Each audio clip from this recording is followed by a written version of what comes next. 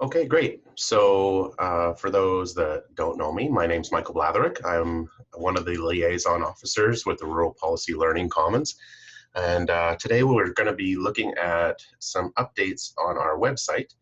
Today is January 29th, 2018.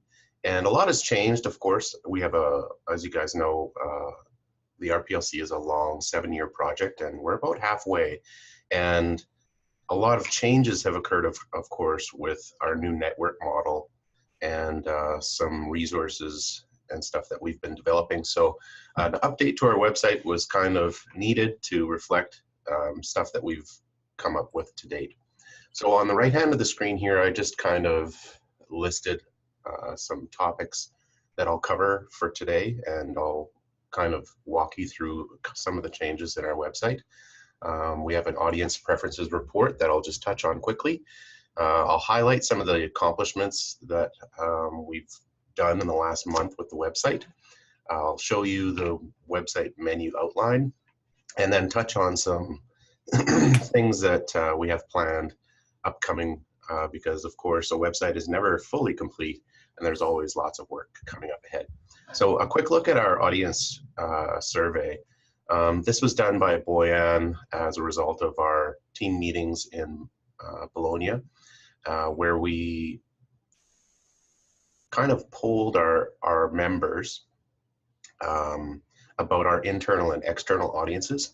So you'll see with our internal audiences, there is of course a lot of executive council and steering committee, which are kind of the core of trying to help keep the partnership project together, but it also does include a lot of outside or collaborators who are part of our project, university partners, and then I'll move to the external. And this is where it gets really interesting, because of course the internal are all the members from all across the world that are helping pull together articles, journals, books, resources that will help hopefully influence comparative rural policy. But these are the external audiences that might utilize those information and those policymakers that will hopefully be able to make informed decisions. So because of the broad aspect of our audiences, everything from government to students to the general public, practitioners, our website is kind of taking a very broad approach, so that understanding that we're going to have people are going to check out their website for a variety of reasons. So we've changed a lot of the topics and how people will be able to find stuff.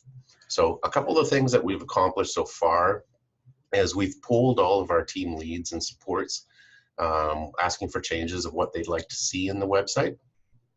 We've developed a new menu outline, which kind of reflects this. We've updated the pages to reflect the new networks. And actually, I'll even just show that here. So even on our networks and services, we used to have 7 mobilization, or rather research theme-based teams, and then 5 knowledge mobilization teams. And they've kind of compiled into a couple different networks now. And with this network model, I'll use the natural resource one as an example. It will list all the immediate core people, the leads and co-leads, but you can also view the entire network as well, and it gives you kind of an idea of the scope of the network. When you pull it up, it brings everyone here. So with the idea of a network model, these are all the individuals that have an invested interest in natural resources. So everything is a lot more theme-based, whereas before we didn't quite have it like that. On keeping with the natural resource themes, just as an example, if anyone were to click on and they're interested in natural resource development, you're going to be able to find individuals that you can connect with. You can contact them individually and they'll give you as much information or answer the questions that you have. There's a little write-up that explains the areas that this network is looking at. These are links and examples of stuff that the team has produced to date. So if you're interested in rural climate adaptation or some of the literature policy reviews that have recently come out, just as an example, I know the Ontario Clean Water Act, that team wrote a summary article in review of that policy. So there's some real hands-on documents now related to the theme that you can access. In the section as well, we do a lot of webinars here at the RPLC, and these are a handful of theme-based webinars specific to this network. Each of our networks will have a separate section, so if you are interested in natural resources, you'll be able to quickly find information that is relevant to you. Also links to our Rural Roots podcasts and a list of selected resources related to natural resource development.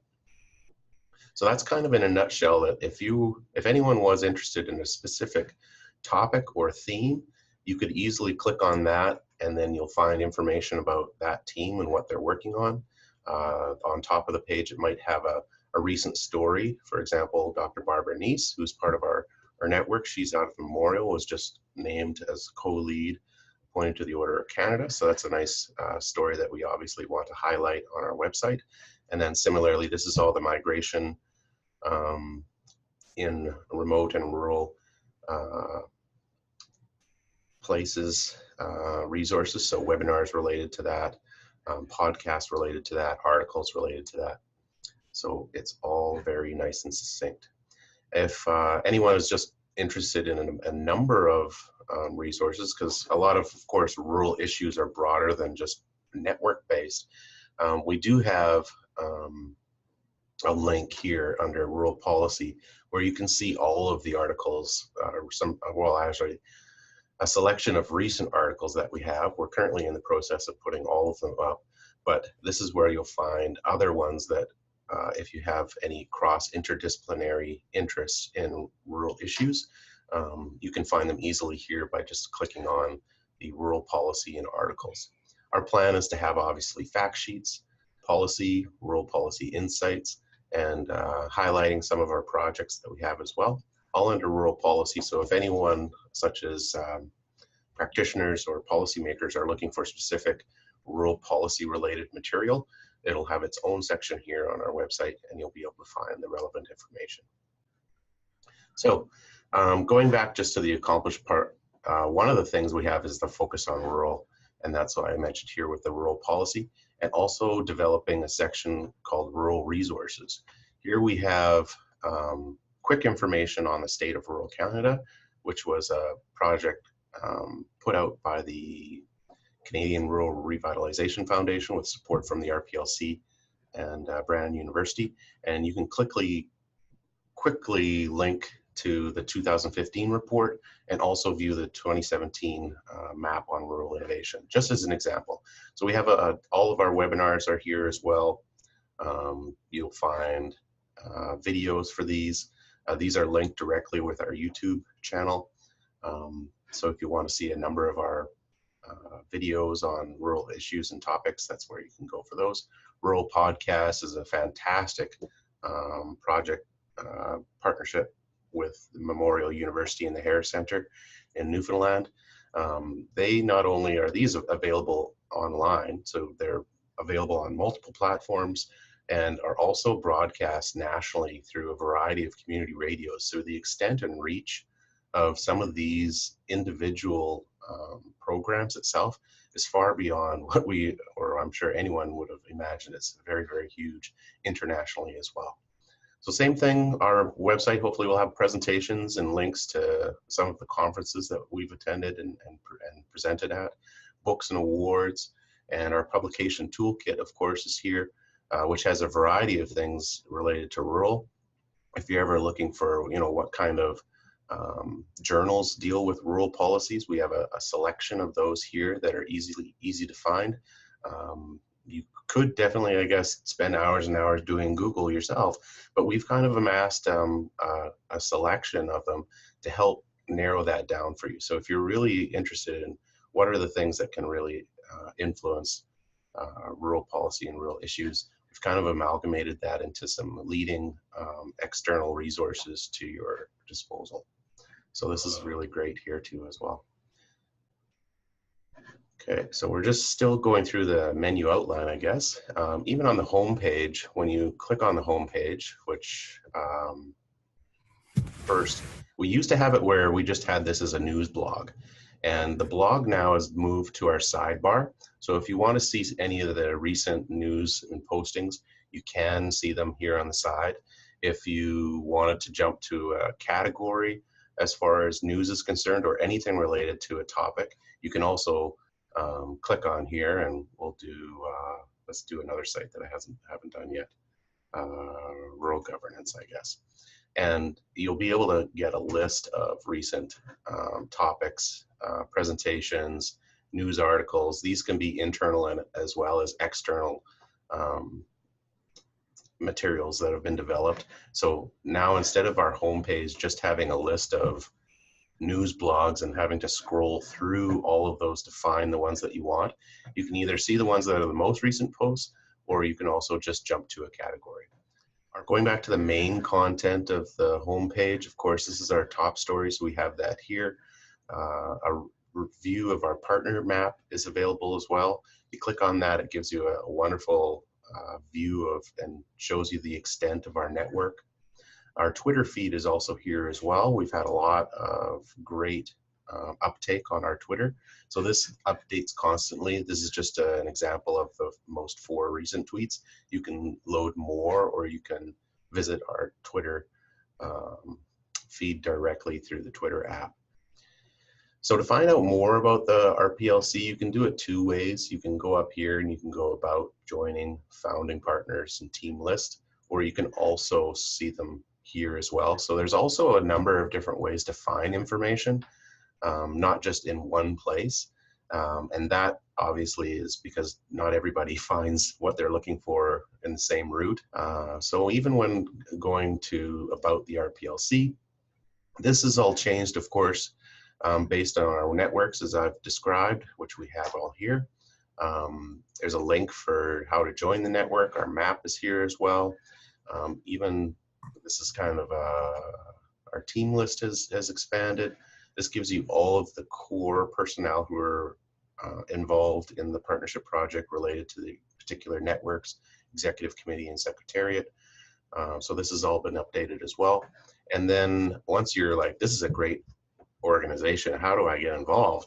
Well, on the very far end of our menu bar here, we will have a section. We have a couple ones that are already developed on how to join the RPLC. I don't have it linked here. I have it over here. Kind of goes over an explanation of how our networks and knowledge mobilization models work, some of our deliverables. You can click on this and it will come up more legible, of course. It's just a shrink down size right now, but you can click on this. Kind of explains what our goals are, how to become a member, outlines some of our partner institutions as well. And for all of these too here, if you want to become an individual member, you click on here and it takes you to joining our email list. So then you can enter your information there and we can send you any new information on when the next webinar is or when the next podcast is. It's a great way for us to send out information that you're interested in. Moving on, a story component is our last piece, and we have this a little bit on our YouTube channel where I helped put together a piece of reflections on rural research, and we pulled all of our we pulled a selection of our members on their thoughts on rural research, kind of goes in their history and really personalizes it. And we did this story a little bit for 2 reasons. One was for new researchers, it really personalizes the people behind the scenes of research and some of their motivations of how they first got involved, why they think it's really important. And it's a personalization piece because even for rural research itself, not to say that it's abstract, but it really does help to see that this is something that I know everyone in these networks are passionate about and are passionate about improving rural life, and things like that we'd like to have available. So it's the story behind the story, that it's not just a long 50-page journal article that you have to summarize yourself. We are looking at trying to think of ways in which we can use video, we can use audio and different media to make information more available to a variety of different users. So that's kind of the overall goal, I guess, of the whole website, not just the story component, but to make information more available so that we can effectively more impact rural issues. And obviously, like I said, a website is never fully complete, so we'll have lots more coming in the future. Maybe more aesthetically, more resources, and just stay tuned to the RPLC, our Twitter feed, or YouTube, or Facebook, Instagram. All of it is up and running. Thanks for tuning in and checking out the updates on our RPLC website. If you have any questions, please contact us at rplc-capr.ca, and someone will be happy to help you.